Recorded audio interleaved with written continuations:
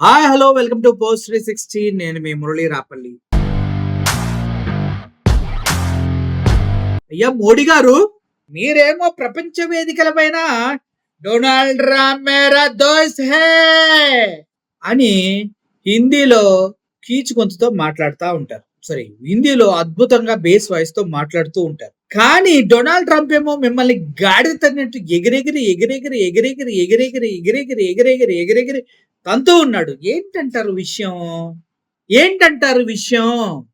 మీరేమో ఆయన దగ్గరికి వెళ్ళి దాసోహం అంటారు. ఆయనేమో ఇండియా పైన వీరత్వం చూపిస్తున్నాడు. ఏం చేయాలి మేము? చెప్పండి సార్, ఏం చేయాలి? ఆ ఇప్పుడు ఎవరైతే అమెరికాలో మన ఇండియన్స్ ఉన్నారో వారందరికీ ఒక కొత్త చట్టాన్ని తీసుకొచ్చింది అమెరికన్ గవర్నమెంట్. చట్టం పేరే అద్భుతంగా ఉందప్ప. బిగ్ బ్యూటిఫుల్ బిల్ అంట. బిగ్ బ్యూటిఫుల్ బిల్ పేరు ఎంత బాగుంది కదా, బిగ్ బ్యూటిఫుల్ బిల్. ఎవరికి బ్యూటిఫుల్? అమెరికాకి. ఎవరికి బిగ్ తోశారు? ఇండియన్స్ కి. ఎందుకంటే ఒకవేళ అమెరికాలో ఉన్నటువంటి ఏ పౌరుడైనా ఇండియాలో ఉన్నటువంటి తన వాళ్ళకి డబ్బులు పంపించాలి, అదేవిధంగా $1160 పంపించాలంటే ఇండియన్ కరెన్సీ ప్రకారం ₹1,00,000 దగ్గరగా పంపించాలంటే 5,000 కట్ అవుతుంది అనమాట. అదేవిధంగా అమెరికన్స్ 95,000 మనకి పంపిస్తారు. ఈ సిస్టాన్ని బిగ్ బ్యూటిఫుల్ బిల్ అని ప్రవేశపెట్టారు. దీన్ని అమెరికన్ కాంగ్రెస్ పార్టీ కనుక ఆమోదించింది అనుకోండి, ఇండియాలో దీన్ని ఫుల్ ఫ్లెడ్జ్డ్ గా సర్క్యులేట్ చేస్తారనమాట. అంటే మనోడు ఎవడైనా కూడా ₹1,00,000 పంపించినా, ఒక 10,000 పంపించినా కూడా నీకు వచ్చేది 10,000 కాదు, 5% కట్ అయ్యి 9,500 మాత్రమే వస్తాయి. సో ఇటువంటి పరిస్థితుల్లో ఇండియాకి దగ్గర దగ్గర 23,000 కోట్లు లాస్ వస్తుందంట. డొనాల్డ్ ట్రంప్ మేరా దోస్త్ హై బాయో బేనా. మోడీ గారు, ఏం సార్ ఇది? మరి చీప్ అనిపించట్లా?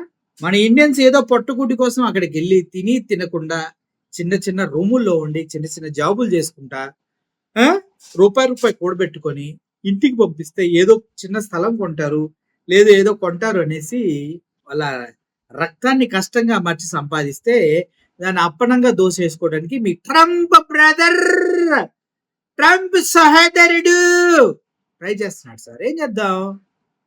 మనం ఏం చేయలేంగా. ఎందుకంటే ఆపరేషన్ సింధూర్ అని మోడీ గారు చేసి ట్రంప్ భయపెట్టగానే బానేసాంగా మనం. మరి ట్రంప్ బెదిరిస్తే మనం ట్రేడింగ్ చేసుకోలేమని వదిలేసాం కదా, మన బతుకులు అంతే కదా. సో ఏం పీకలేమన్నమాట.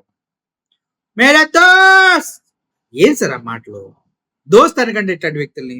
అంతేకాదు, నిన్నటికి నిన్న ఐఫోన్ కంపెనీ మన ఇండియాలో పెట్టుబడులు పెడతా అంటే డొనాల్డ్ ట్రంప్ ఏమన్నాడు? నిన్ను నమ్మి ఐఫోన్ కంపెనీ పైన నేను పెట్టుబడులు పెట్టాను, ఇప్పుడు నువ్వు అమెరికా కంపెనీని తీసుకెళ్లి ఇండియాలో పెట్టుబడులు పెడతా అన్నావు. ఇండియా వాళ్ళకి అంత సీన్ లేదు, ఐఫోన్ ని ఎఫర్ట్ చేసే అంత సీను.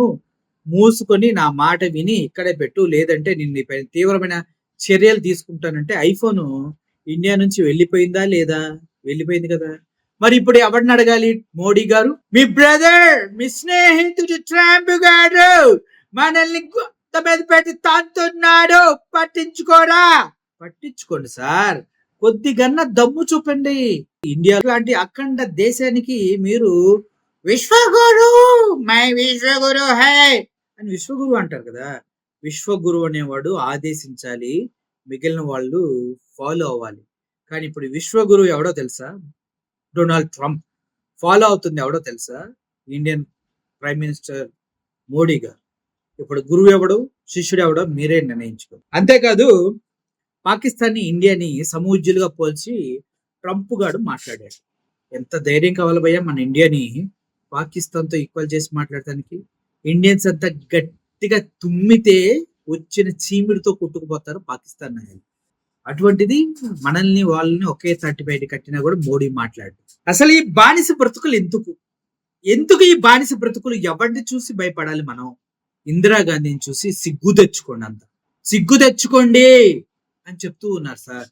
ముఖ్యంగా H1B, అదేవిధంగా J1, F1 ఈ గ్రీన్ కార్డు హోల్డర్స్ ఎవరైతే ఉన్నారో వాళ్ళు డబ్బులు పంపించవచ్చు ఫ్రీగా, వాళ్ళతో ఎటువంటి ప్రాబ్లం లేదంట.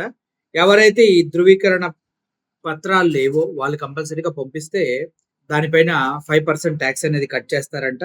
అది వెస్టర్న్ యూనియన్ కావచ్చు, మనీ గ్రామ్ కావచ్చు, వేరే వేరే బ్యాంకులు ఏవైనా కూడా అమెరికాతో అధికారికంగా ట్రాన్సాక్షన్ చెయ్యొచ్చు అని ఏదైతే ఆ సర్టిఫై పొందుతుందో ఆ కంపెనీస్ నుంచి, ఆ బ్యాంకుల నుంచి, ఆ ఆర్గనైజేషన్స్ నుంచి అమౌంట్ పంపొచ్చు. దాంట్లో కూడా 5% కటింగ్ అయ్యి వస్తది. సో, తద్వారా ఇండియాకి 23,000 కోట్లు లాస్ ఉంది. ఎన్ఆర్ఐస్ ఎక్కువ రియల్ ఎస్టేట్‌లో ఇన్వెస్ట్ చేస్తారు కాబట్టి, ఆ రియల్ ఎస్టేట్ బిజినెస్ ఇండియాలో కుప్పకూలుతుందంటూ చాలా మంది భయపడుతున్నారు. మా మోడీకైతే ఇయన్నీ పట్టవు. మేరా భారత్ మహాన్, మేరే దోస్త్ డొనాల్డ్ ట్రంప్ హై. వాడేది చెప్తే మనం అది ఫాలో అవ్వాలి అంతే. మన పైన యుద్ధం చేస్తున్న పాకిస్తాన్‌కి ఆయుధాలు అందించిన కంట్రీ తుర్కీ. ఆ తుర్కీ కంట్రీలో బాంబులు, మిసైల్స్ అన్ని పాకిస్తాన్‌కి ఇచ్చి మన పైన దాడి చేశారు. ఇప్పుడు ఆ తుర్కియా కంట్రీకి $304 మిలియన్ విలువైనటువంటి ఆయుధాలు ఇచ్చింది అమెరికా. మరి దీని గురించి ఎందుకు మాట్లాడరు? మరి ఆ తుర్కియా కంట్రీ మళ్ళీ పాకిస్తాన్‌కి ఇస్తే పాకిస్తాన్ మన పైన మళ్ళీ దాడి చేస్తది కదా! పట్టించుకోరా? ఈ అంధభక్తులంతా